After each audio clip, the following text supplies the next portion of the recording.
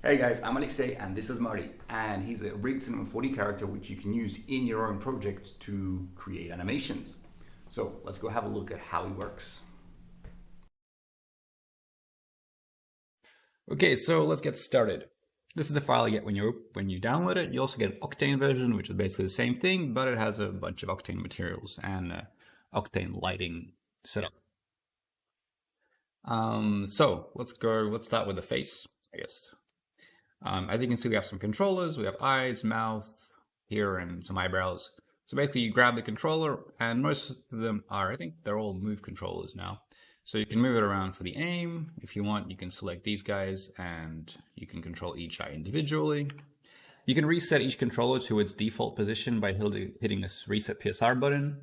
If you can't find it, press Shift-C and go Reset PSR. I would bind it to a shortcut.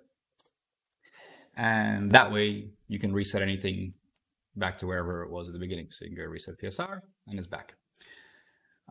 So we also have these little eyelid controllers which you can move down. Make sure that when you do that in your move tool, make sure you have this thing turned off. Sometimes it glitches and it's off, but it's on, so just turn it off and on, and then you can move them together. So that's that. Tilde X. Eyebrows, same thing. You can select both of them holding the Shift key, and moving them right will raise them up, moving them left will curve them in, and you can also move them up and down like this. So you got a lot of control here.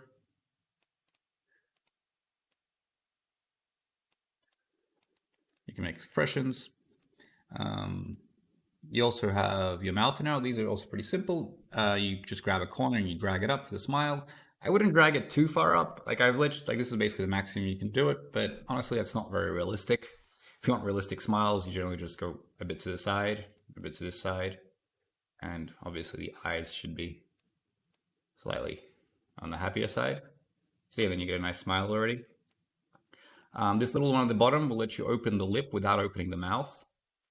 And then you can use this guy to move the mouth up and down if you don't like where it is. So that's kind of the control you get there. This controller here, if you move it down, you open the jaw. As you can see, when it opens, if the mouth is too wide, it looks a bit funky. So, you want to keep it around the teeth line. It's really a realistic place. Then you have this controller for the tongue. You move it out. Probably don't move it out that far. Just move it out, natural, realistic. And you can move it around, and you have this movement. And you can rotate it, so it's a bit of twisting if you really need that. I just hit Tilde X to bring it back. Now let's Tilde X these guys back. You also have this top controller, this little yellow one up here. And this guy, you can move left and right to get this little snarl kind of thing going. So yeah, you have that control.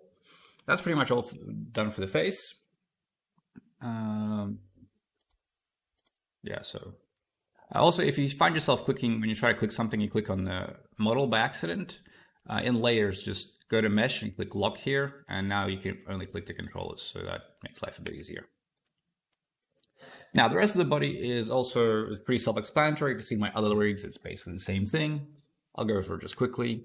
Grab this big green one is your main body controller, so you can move it. If this thing's popping up, it's just this introduction which gives you a link to where you got this from. You can just hide it on the viewport. Now, so this green one lets you move the whole thing. I don't like this angry face. Let's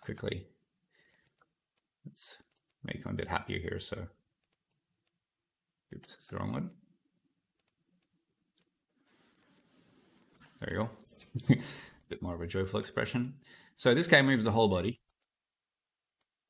But if your computer is struggling with the frame rates, just click on the body, like when it's not locked.